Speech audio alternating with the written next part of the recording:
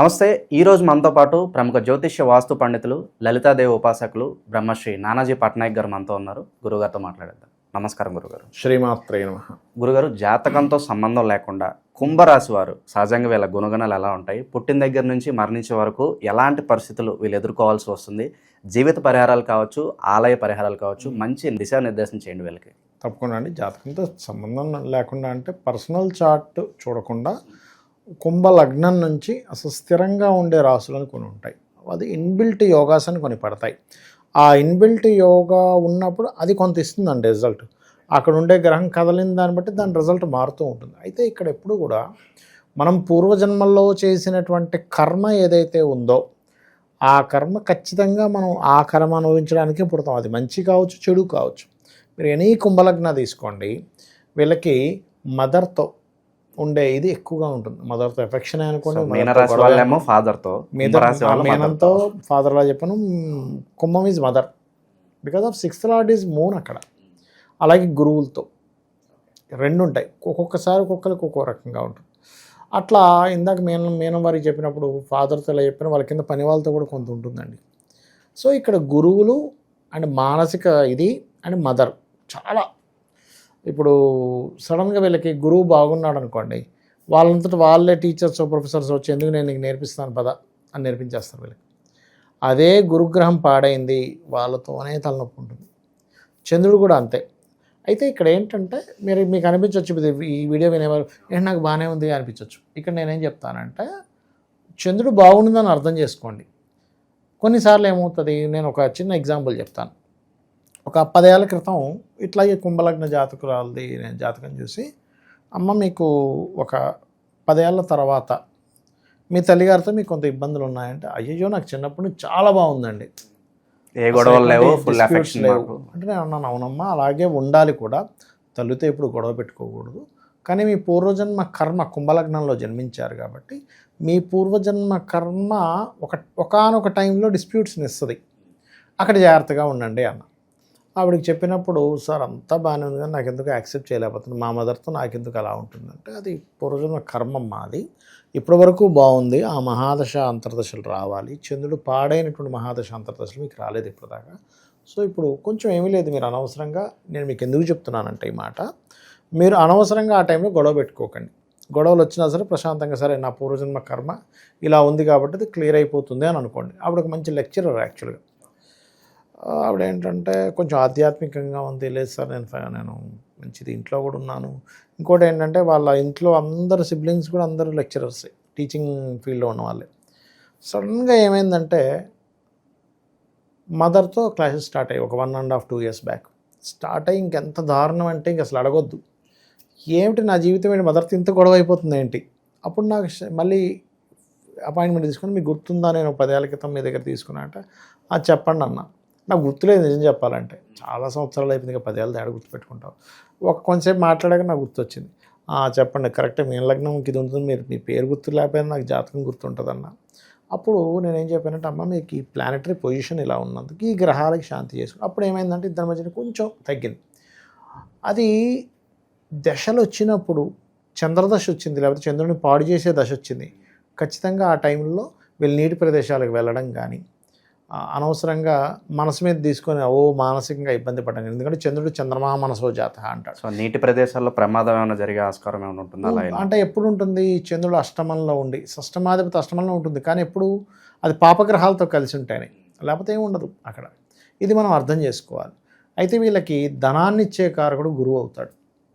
గురువు అయినందుకు, గురువు బాగుంటే వీళ్ళు గైడ్ చేసే వాటి ద్వారా ధనం సంపాదిస్తారు. బ్యాంకింగ్ సెక్టార్స్, టీచింగ్, ఎందుకంటే ఇవి టీచర్ అని చెప్పాను మీకు గుర్తుందా, teaching sectors, banking sectors, lecturers, chartered accountants, వీళ్ళందరూ కూడా ఈ కుంభలగ్నానికి కనెక్టివిటీ ఉంటుంది. న్యాచురల్గా ఇన్బిల్ట్ యోగం ఉంటుంది ఇక్కడ. ఒక ఆస్ట్రాలజీ కూడా ఉంటుంది, ఎందుకంటే కుంభలగ్నం అంటే రీసెర్చ్ రిలేటెడ్, అందుకని. అయితే ఇక్కడ మనం ఎప్పుడు కూడా కుంభలగ్నం అనగానే వెంటనే మనం ఇవే అనుకోకుండా ఈ రెండవ అధిపతి ఎక్కడున్నాడో చూసుకోమని చెప్పింది శాస్త్రం. మహర్షి ఏం చెప్తారంటే, అయ్యా నీ ధనాధిపతి ఎక్కడున్నాడు. చాలామంది మిస్టేక్స్ ఎక్కడ జరుగుతాయంటే, ధనాధిపతి వేటి మూలంగా ధనయోగం ఇస్తున్నాడో చూసుకోకుండా ఏదో సబ్జెక్ట్ చేసేస్తారు, వెళ్ళిపోయి ఇంజనీరింగ్ చేసేస్తారు. అయితే అసలు ఇంజనీరింగ్లో డబ్బు లేదు అక్కడ, అందులో ఉద్యోగం రాదు, మళ్ళీ ఇంకో కోర్స్ ఏదో చేసి అందులోంచి అలా ముక్కు ఎక్కడ ఉందంటే ఇలా తిప్పుకొని వచ్చినట్టుగా మళ్ళీ అలా తిరిగి వచ్చి వస్తారు. నేను అందుకే చెప్తాను, చిన్నపిల్లల జాతకాలు చూపించేటప్పుడు వీళ్ళకి ఫైనాన్షియల్గా ఉండేటువంటి దేంట్లో చూసుకోవాలి. అట్లా వీళ్ళకి ఇన్బిల్ట్గా ఉంది. కానీ శుక్రుడు కనుక, ఈ గురువు కనుక శుక్రుడితో ఉంటే కళా సంబంధించిన వాటిలో టీచర్స్ అవుతారు వీళ్ళు. అంటే డిజైన్స్ నేర్పించడం ఇట్లా ఉంటుంది. అలా ఒక్కొక్కటి చూసుకోవాలి. అయితే ఈ మూడవ అధిపతి అంటే ఈ సిబ్లింగ్స్ కారకుడు కుజుడు అయ్యాడు. వీళ్ళ కుజుడు గనక బాగున్నాడు అంటే, ఒకటి కుజుడు సహజంగా 3 and 10th లార్డ్షిప్ వచ్చినందుకు వీళ్ళకుండే సిబ్లింగ్స్ అందరూ కూడా మ్యాక్సిమం ఏదో ఒక జాబ్ చేసే వాళ్ళే ఉంటారు, అందులో డౌట్ లేదు. కానీ కుజుడు పాడయ్యాడు అనుకోండి, వాళ్ళు జాబ్ చేసే వాళ్ళు అవ్వడంతో పాటు వీళ్ళకి సిబ్లింగ్స్తో కూడా డిస్టర్బెన్సెస్ ఉంటాయి. ఎందుకంటే ఈ లగ్నానికి పాపి కుజుడు, చంద్రుడు, గురువు ప్రధాన పాపులండి వీళ్ళు ఇక్కడ. అందుకని ఇవి చూసుకోవాలి. మళ్ళీ శుక్రుడు, బుధుడు వీళ్ళు శుభులే అవుతారు. అందుకని సర్వసాధారణంగా మీరు గమనించినట్లయితే వీళ్ళు ఈ కుంభలగ్నం వాళ్ళు జన్మించినప్పుడు వీళ్ళకి కనుక శుక్రుడు బాగున్నాడంటే మీరు కళ్ళు మూసుకొని చెప్పొచ్చు, అయ్యా నువ్వు పుట్టినప్పటి నుంచి నీ తండ్రి ప్రాపర్టీస్ కొన్నాడు. అవునండి, కరెక్టేనండి, నేను పుట్టినప్పటి నుంచి మా నాన్నగారు నేను పుట్టిన సంవత్సరానికి బిల్డింగ్ కట్టారండి, లేకపోతే నేను స్కూల్కి వెళ్ళే టైం కల్లా అప్పటి వరకు అసలు ఏ ఆస్తి లేదు కొనుక్కున్నారండి, వాహనం కొన్నారండి, గృహం కొన్నారండి అని చెప్తారు. బికాజ్ ఆఫ్ వీనస్ ఈజ్ రాజయోగ ప్లానెట్. ఒక్కొక్క జాతకానికి రాజయోగ ప్లానెట్ అనేది ఒకటి ఉంటుంది. ఇక్కడ శుక్రుడు రాజయోగ కారకుడు కుంభలగ్నానికి. సో వీళ్ళకి శుక్రుడు బాగున్నాడు, ఇంకే గ్రహాలతో సంబంధం లేదు, బ్రహ్మాండంగా ఉంటుంది లైఫ్. ఈ మధ్యలో అంతర్దశలు, మహాదశలు వచ్చినప్పుడు చిన్న అప్ అండ్ డౌన్స్ ఉన్నా కూడా ఒక గృహం ఉండడం, శుక్రుడు దేనికి కారకుడు, ఒక గృహం ఉండడం, ఒక వాహనం ఉండడం, ఒక సరిపోయే డబ్బులు ఉండడం, ఇవి ఇచ్చేస్తాడు. అంటే ఎన్ని అప్ అండ్ డౌన్స్ ఉన్నా ఇస్తాడు. ఏది రాజయోగ కారకుడు అయ్యాడు కాబట్టి. ఇదే రాజయోగ కారకుడు పాడయ్యాడా, అప్పుడు మనం వాళ్ళని కాపాడడం కష్టం అవుతుంది. అయితే అప్పుడు కూడా మనిషి ఒకటే, శాస్త్రం ఏం చెప్తుందంటే, నీకు గ్రహస్థితి ఎలాగున్నా నువ్వు ఎంత నీచ స్థితిలోకి వెళ్ళిపోయిన అమ్మవారి పాదాలు పట్టుకున్నావో నువ్వు పైకి వచ్చేస్తావని చెప్తుంది. అది మనం అర్థం చేసుకోగలగాలి. ఆ రకంగా ఈ శుక్రగ్రహం గనక బాగుంది, ఏమంటే ఎల్నాడు శని వచ్చిందండి, కాల్సర్ప యోగం ఉందండి, ఏం పట్టించుకోకర్లే, శుక్రుడు బాగున్నాడు లేదా, మంచి పోర్ట్ఫోలియోలో ఉన్నాడు లేదా కుంభలగ్నం వారికి, డన్. ఎందుకంటే భాగ్యాధిపతి అక్కడ చతుర్థ భాగ్యాధిపతి వచ్చినప్పుడు ఎంత చతుర్థాధిపత్యం వచ్చినా భాగ్యాధిపత్యం వచ్చింది కాబట్టి ఈ చతుర్థాధిపత్యం వచ్చినటువంటి ఈ శుభగ్రహానికి వచ్చినటువంటి కేంద్రాధిపత్య దోషం అక్కడ క్యాన్సిల్ అవుతుంది. అది మనం అర్థం చేసుకోగలగాలి. ఇంకోటి ఏంటి, వీళ్ళకి శుక్రుడు బాగున్నాడు, అది ధనయోగాన్ని ఇచ్చే కారకుడు. కన్స్ట్రక్షన్స్, రియల్ ఎస్టేట్లో బాగా కలిసి వస్తుంది. అంటే కొంతమంది అడుగుతుంటారు, ఏమన్నా కన్స్ట్రక్షన్ ఫీల్డ్కి వెళ్ళనా వద్దా. శుక్రుడు బాగున్నాడు, కన్స్ట్రక్షన్ ఫీల్డ్కి వెళ్ళు. శుక్రుడు బాగాలేడు, వద్దు. శుక్రుడు, చంద్రుడు ఇద్దరు కలిసి బాగున్నారు, ట్రాన్స్పోర్ట్లోకి వెళ్తే కోట్లు సంపాదిస్తారు. అంటే ఇక్కడ ఏంటంటే రాజయోగ కారకుడు ఇవ్వాలి ఎప్పుడు కూడా ధనయోగాన్ని. రాజయోగ కారకుడు ఇవ్వకుండా వేరే వాళ్ళు ఇస్తే అందులో శ్రమ వస్తుందండి. రాజయోగ కారకుడు ఇచ్చేటప్పుడు అద్భుతంగా ఇస్తాడు. అలాగే వీళ్ళకి పంచమాధిపతి బుధుడు అయినందుకు మీరు గమనించండి, ఎనీ కుంభలగ్న పీపుల్ వీళ్ళ పిల్లలు బాగా తెలివైన వాళ్ళు ఉంటారు. అంటే ఎప్పుడు చదువు మీద మంచి ఇంట్రెస్ట్ కలిగి ఉండడం, అందులో ముఖ్యంగా మొదటి సంతానం, 2 సంతానం ఖచ్చితంగా ఉంటారు. డ్యూయల్ సైన్ పంచమాధిపత్యం వచ్చినందుకు సంతానం ఏంటంటే మంచి తెలివైన పిల్లలు, బాగా తెలివిగా లాజికల్గా ఆలోచించడం. సో వీళ్ళ వల్ల తల్లిదండ్రులు పేరు రావడం బ్రహ్మాండంగా ఉంటుంది. ఎందుకంటే ఇక్కడ ఎప్పుడు ఇవి 99% ఆఫ్ పీపుల్కి స్థిరంగా కొన్ని ఉంటాయండి. ఇప్పుడు మనకి పరాశర పద్ధతిలో గ్రహాలకి ఎలా దృష్టిలు ఉంటాయో, జైమిని పద్ధతిలో రాసులకు దృష్టిలు ఉంటాయి. అలా ఏంటంటే ఈ రాసులకి కొన్ని కారకత్వాలు ఉంటాయి. లగ్నం నుంచి పలానా రాశి పలానాది అయింది కాబట్టి పిల్లలు ఖచ్చితంగా తెలివైన వాళ్ళు అయి ఉండాలి, 2 పిల్లలు పుట్టి ఉండాలి, అందులో ఫస్ట్ చిల్డ్రన్ ఖచ్చితంగా ఎడ్యుకేషన్ విషయంలో మంచి టాప్ పొజిషన్లోకి వెళ్తారని ఉంటుంది.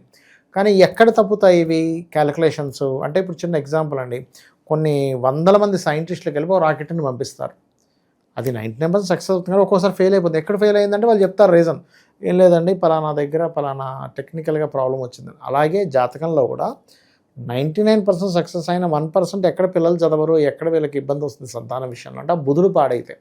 అంటే వీళ్ళు ఏం చెక్ చేసుకోవాలి, సంతానం విషయంలో ఇబ్బంది వస్తుందండి లేదా పిల్లలు చదవట్లేదు అంటే వీళ్ళు చెక్ చేసుకోవాల్సింది బుధుడిని. అంతేగాని ఏలినాడు శని వస్తుంది కాబట్టి మా పిల్లలు చదవట్లేదు, ఈ అబ్బాయికి ఏలినాడు శని వస్తే వాళ్ళ పిల్లలు చదవకపోవడానికి ఏంటి కారణం అంటే కాజ్ రూట్ కరెక్ట్ పట్టుకోగలగాలి. అది ఇంకోటి మీరు గమనిస్తే కనుక ఎనీ కుంభలగ్న జాతకాలు వాళ్ళకి భర్త డిగ్నిఫైడ్గా ఉంటాడు. ఇందాక ఎలాగైతే మనం మీన లగ్నానికి భర్త లేదా భార్య తెలివైన వాళ్ళని చెప్పాను, ఇక్కడ స్పౌస్ అంటే భార్య కావచ్చు భర్త కావచ్చు ఒక డిగ్నిఫైడ్ నేచర్, పిచ్చి పిచ్చిగా ఉండడం ఇష్టం ఉండదు. బాగున్నారా, ఒక సిస్టమేటిక్గా అడగడం, సిస్టమేటిక్గా చూసుకోవడం. అంటే వాళ్ళ హావభావాల దగ్గర నుంచి, వాళ్ళ మాట్లాడే విధానం దగ్గర నుంచి, వాళ్ళ పోస్టర్ దగ్గర నుంచి, లేదా వాళ్ళకి రాజకీయపరమైన గవర్నమెంట్ రిలేటెడ్ సంబంధించిన ఏం చేస్తే మనం పైకి వస్తాం, ఈ ఆలోచనలు ఎక్కువ ఉంటాయి వీళ్ళ సిబ్లింగ్కి. అంటే మనం ఒక సొసైటీలో ఒక రేంజ్కి వెళ్ళాలంటే ఏం చేయాలి, అది నాట్ ఓన్లీ మనీ అనే కాదు, రెస్పెక్ట్.